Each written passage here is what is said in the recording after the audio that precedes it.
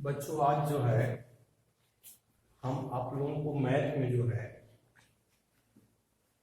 वर्ग और वर्गमूल इसके विषय में बताएंगे। तो सबसे पहले हम वर्ग के बारे में जानेंगे कि वर्ग क्या है। जैसे मान लीजिए वर्ग का मतलब होता है जैसे कोई संख्या लिखी गई है, अगर उस संख्या पर अगर हम भाग लगा देते हैं, जैसे मान लो ये 5 है और 5 इस संख्या है, इस पर जो है ये 2 भाग लगी हुई है, इसका मतलब कि ये 5 का जो है वर्ग हो गया, यही 5 का वर्ग है। तो ये 5 का वर्ग पढ़ेंगे या 5 घात 2 है, तो 5 घात 2 जो है ये वर्ग है। तो 5 घात 2 का मतलब हो गया, इसको हम 2 बार लिखेंगे, 5 गुणे 5 यानी ये हो जाएगा आपका 25। 5 का वर्ग यानी 25 हो जाएगा।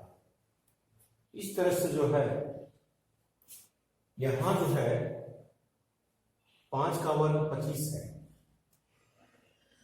और जैसे मान लीजिए 3 है, 3 का वर्ग अगर आपको लिखना है, 3 के वर्ग का मतलब होता है कि 3 को 2 बार लिखेंगे, 3 गुणे 3 यानी ये 9 हो जाएगा। अब जैसे 4 का वर्ग अगर आपको निकालना है कि 4 का वर्ग कितना होगा, तो 4 के वर्ग का मतलब कि 4 को 2 भाग लेंगे, इसका मतलब 4 को 2 बार लिखेंगे आप, 4 चौक को इसका मान 16 हो जाएगा, 4 का वर्ग 16 हो जाएगा। इस तरह से किसी भी संख्या का अगर आपको वर्ग निकालना है तो आप कर सकते हैं ऐसे। जैसे 1 का वर्ग 1 होता है, 2 का वर्ग 4 होगा, 3 का वर्ग अगर आप निकालते हैं तो 9 होगा। इस तरह से जो है आप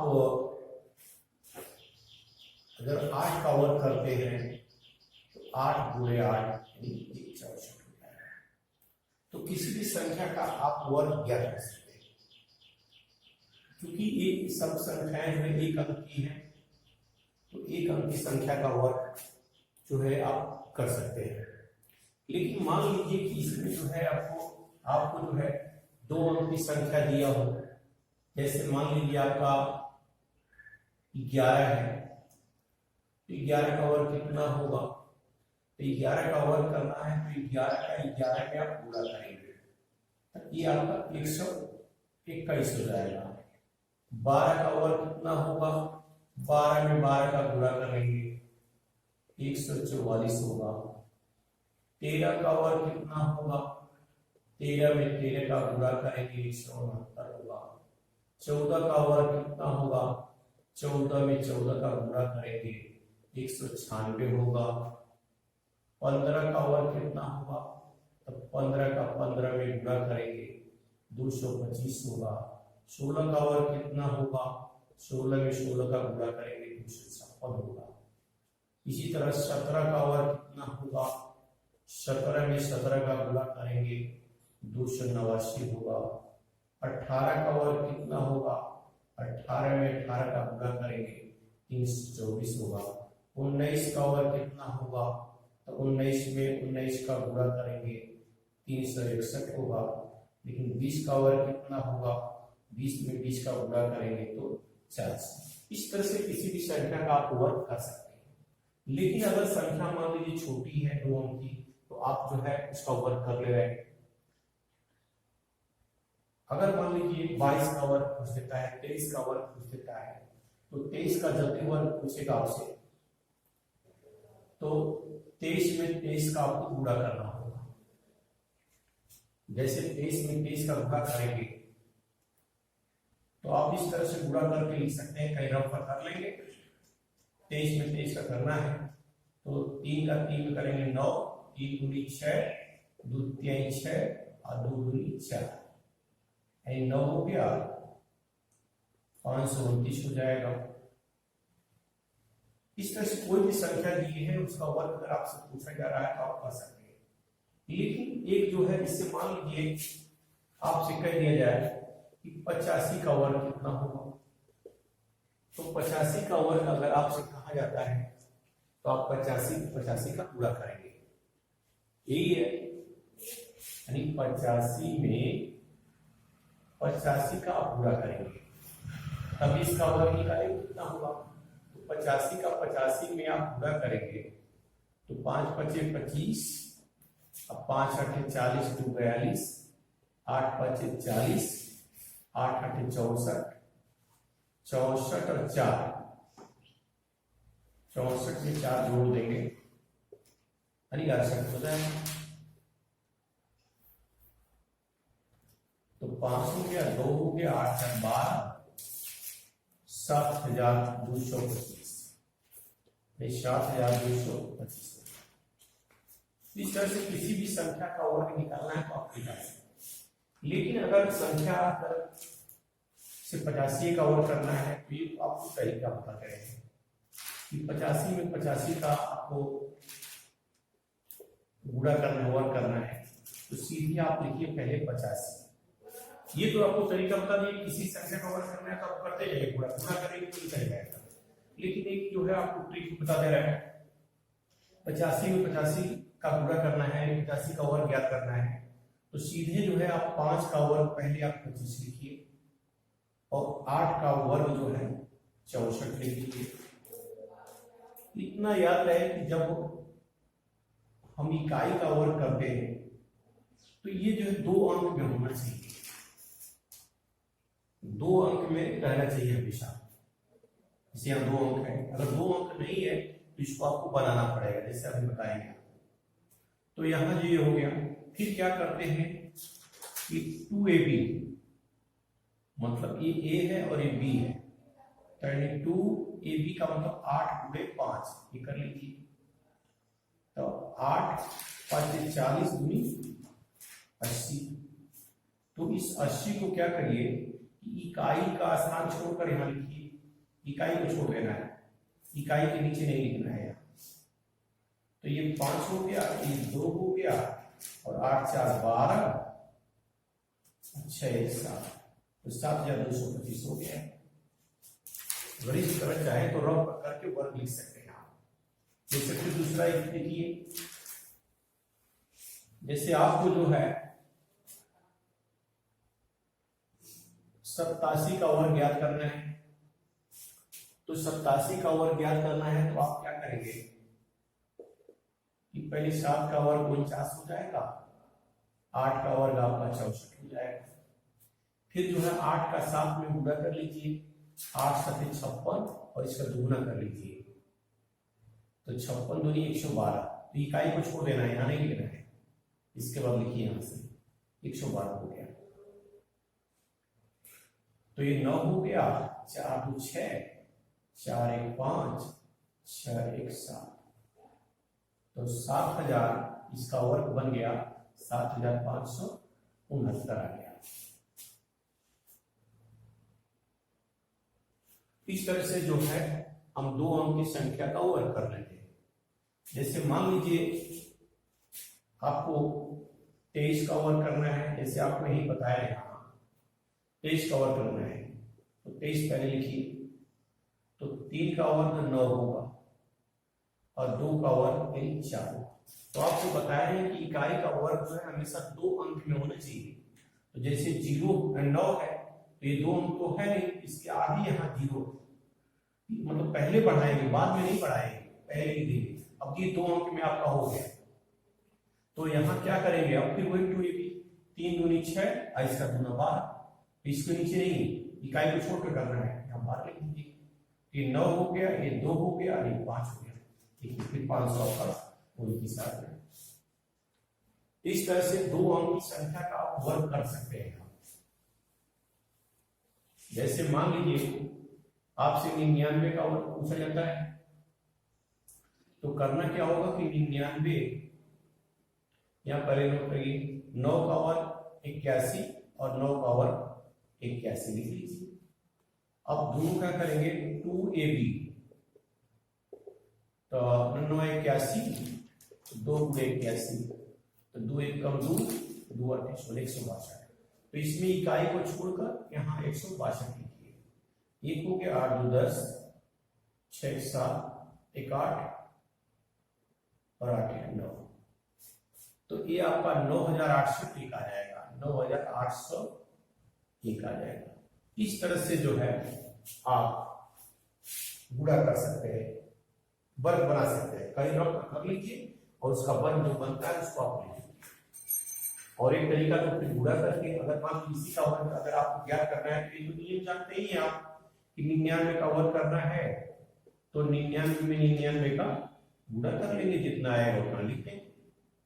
इसका इसमें गुणा करेंगे तो 40 से गुणा कर लीजिए, ऊपर नीचे ऐसे भी गुणा कर सकते हैं रखकर, इस तरह करके यानी 9821 का भी आएगा। तो इस तरह से आप जो है किसी भी संख्या का वर्ग जो है कर सकते हैं। अब इसके बाद जैसे मान लीजिए आपको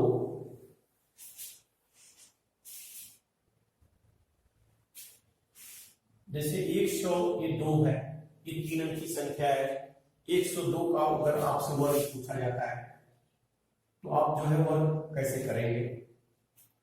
तो इसका तरीका तो आपको मालूम है कि 102 में 102 का गुणा कर देते हैं, जितना आएगा यहाँ आप लिखेंगे।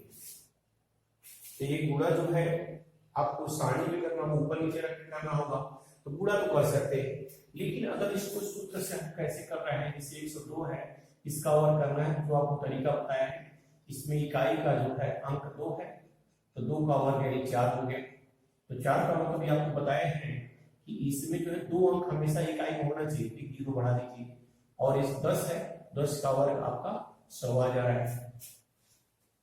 इसके बाद क्या करेंगे कि 2ab 2 एक ही जगह पर 10 और ये 2 हो गया, तो यहाँ 10 दूनी 20 दूनी 40। तो अब यहाँ इकाई को छोड़कर जो है यहाँ 40 लिखेंगे आप।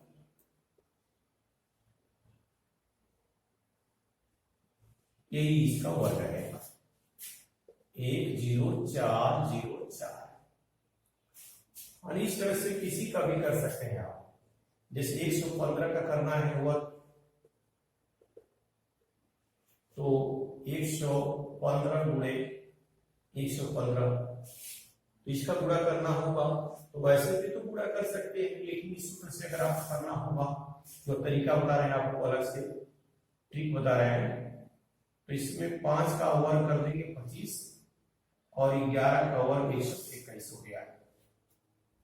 अब करेंगे क्या कि 2 गुणे 11 गुणे 5, तो ये भी कर देते हैं ऐसा, तो ये हो जाएगा 11 × 5 = 55 दूनी 110।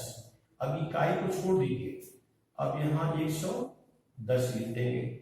ये हो गया 5 2 1 1 2 और 2 1 3। आप गुणा करके चेक कर लीजिएगा, ये आएगा। इस तरह से कोई भी संख्या अगर दी है तो उसका वर्ग आप कर सकते हैं। अब इसके बाद जो है आपको बताएंगे आगे कि प्राकृतिक संख्या का वर्ग पूर्ण वर्ग कहलाता है। जो प्राकृतिक संख्या है इसका वर्ग पूर्ण वर्ग कहलाता है। जैसे मान लीजिए यहां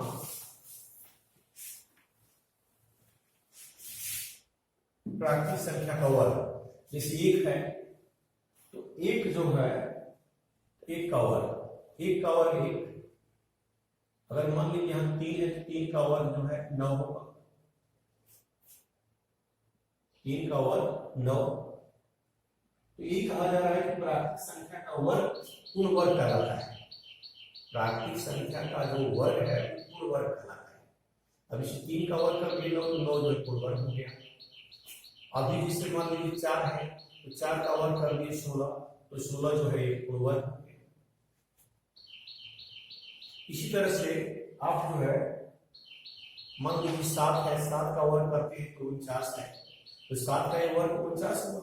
ये 49 जो है यानी पूर्ण वर्ग हो जाएगा। पूर्ण वर्ग ये बन जा रहा है आपका। इसी तरह से जो है आप किसी भी संख्या प्राकृतिक संख्या का वर्ग करेंगे तो वर्ग जो है उसका पूर्ण वर्ग बन जाएगा। जो वर्ग करेंगे तो पूर्ण वर्ग होगा, क्योंकि आपको हम बता रहे हैं कि कोई भी प्राकृतिक संख्या होती है, उस प्राकृतिक संख्या जो भी रहेगी उसका वर्ग जो है पूर्ण वर्ग कहलाता है। उसका वर्ग ही पूर्ण वर्ग कहलाता है। तो किसी भी प्राकृतिक संख्या का आप कर सकते हैं। अब इसमें जो है देखिए कुछ जो है वर्गों के गुण हैं, वर्गों के गुण, इसको आप याद रखेंगे। वर्गों के गुण में पहला गुण है कि जो वर्ग वाली संख्या होती है, वर्ग वाली संख्या के अंत में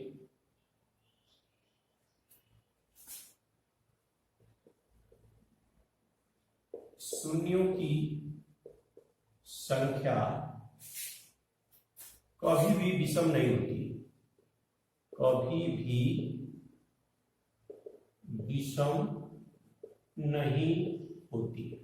कहने का मतलब हमारा ये है कि जो वर्ग वाली संख्या होती है उसके अंत में शून्य जब भी लिखेंगे, जैसे 4 हम मान लीजिए लिख दिए, तो इसके अंत में जो है शून्यों की संख्या, जैसे कभी विषम, जैसे मान लीजिए ये 2 है तो ये सम, तो ये 3 नहीं लिख सकते हैं। 3 जिसका लिख देंगे उसका वर्ग नहीं बनेगा।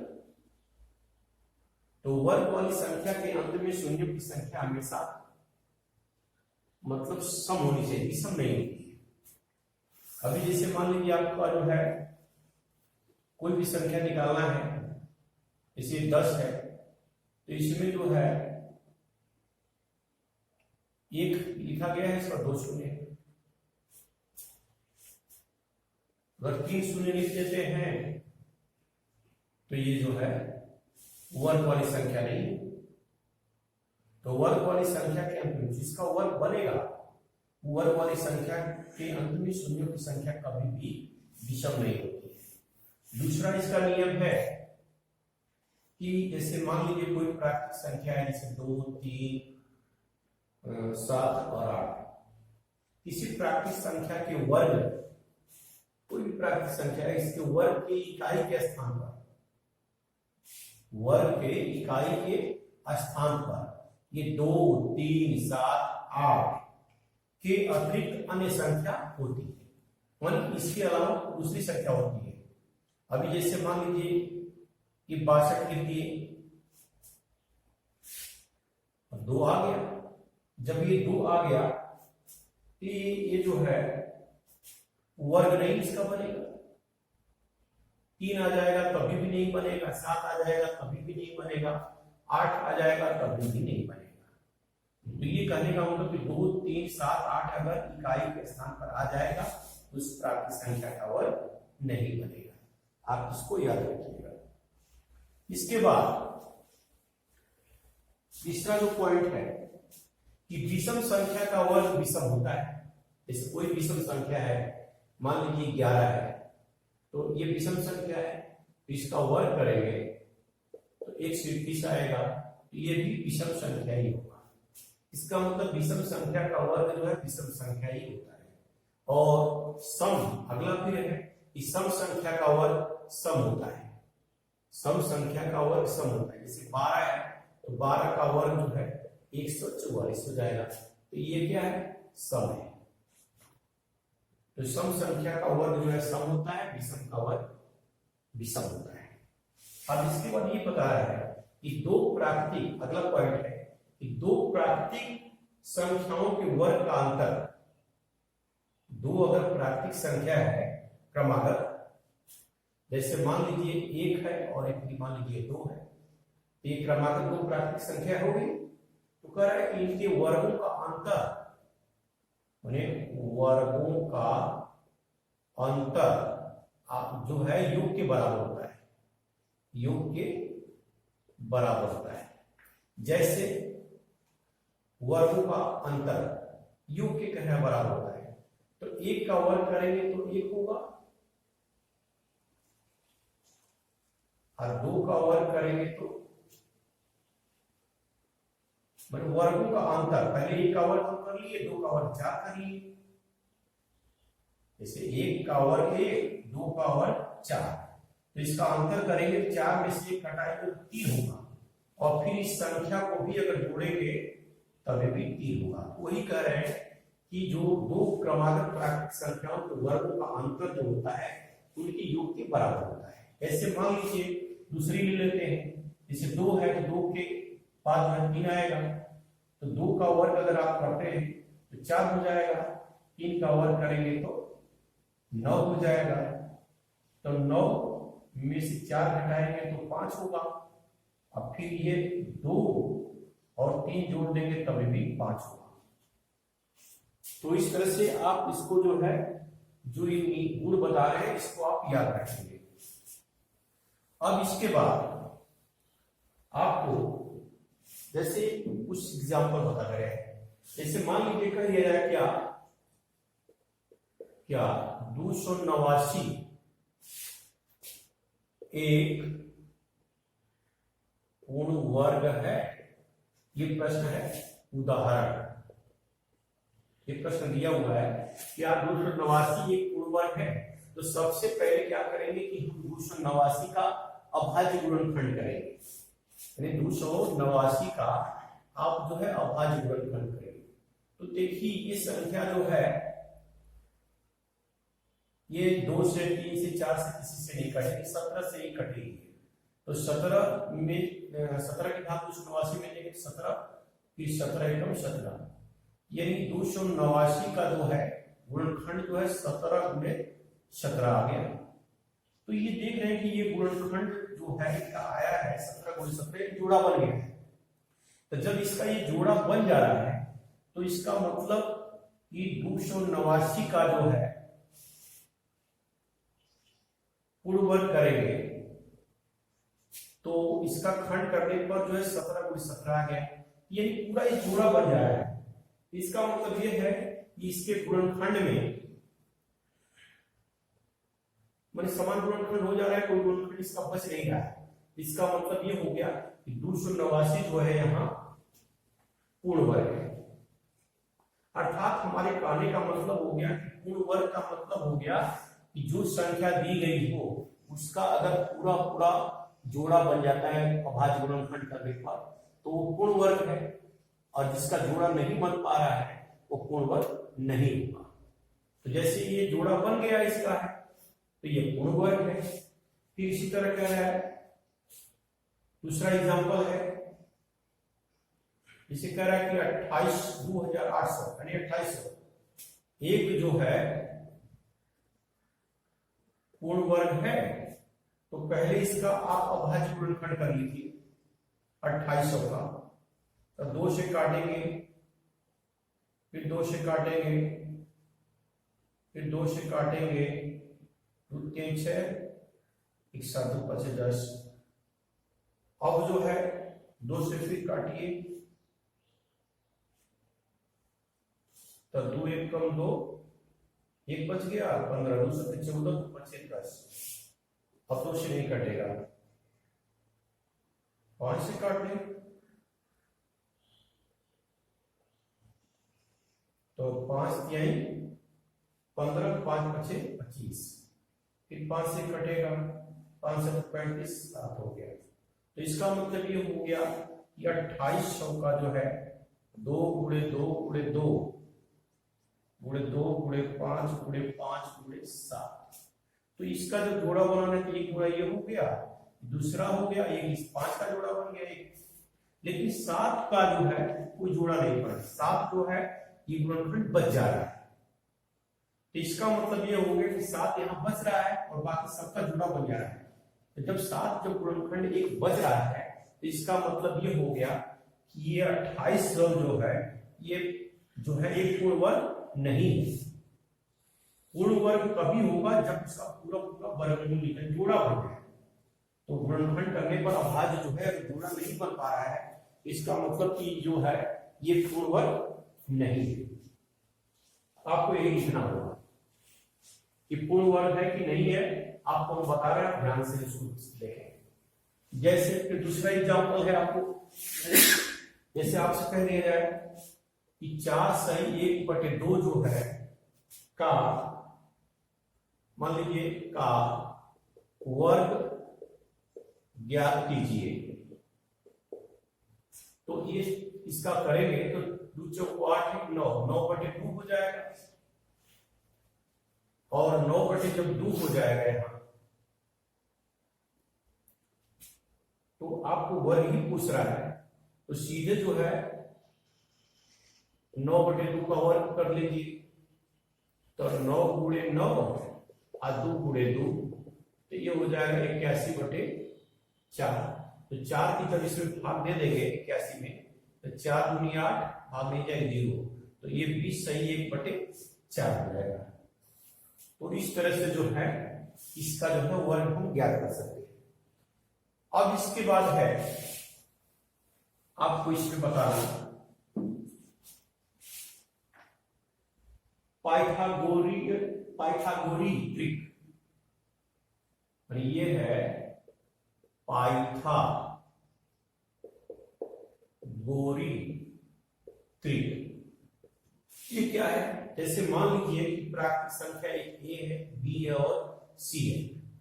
तो जो प्राकृतिक संख्या ये है दी गई है ए बी सी, इसमें हम करते क्या है कि सबसे पहले देख लेते हैं कि जो प्राकृतिक संख्या दी गई है उसमें कौन बड़ी है।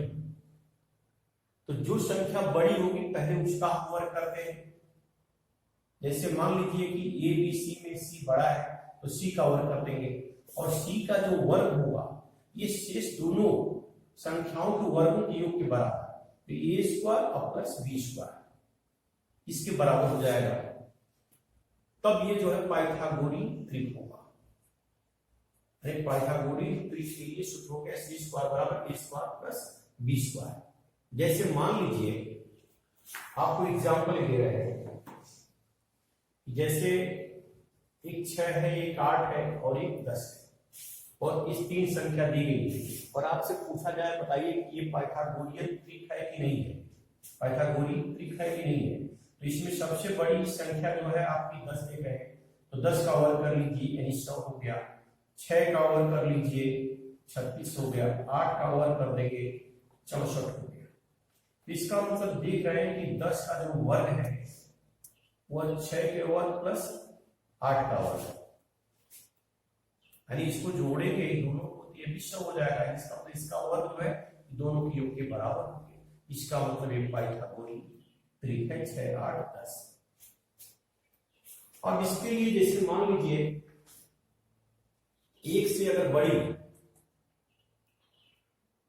अगर कोई संख्या है तो उसके लिए पाइथागोरियन ट्रिक कैसे आप बनाएंगे। जैसे मान लीजिए ये 2p है, इसके सूत्र है ये 2p है, फिर इसके बाद p स्क्वायर माइनस 1 है और p स्क्वायर प्लस 1 है।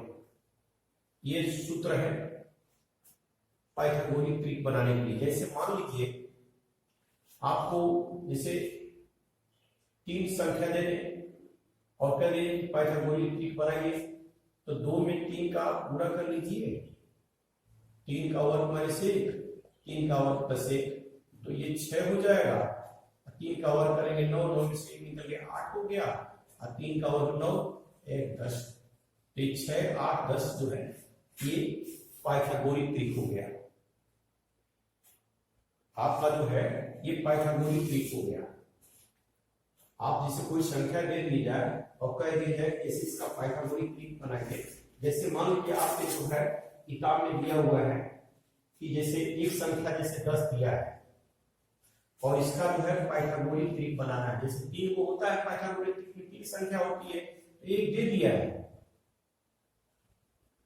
एक आपका दे दिया है, तो इसको जो है आपको बनाना है।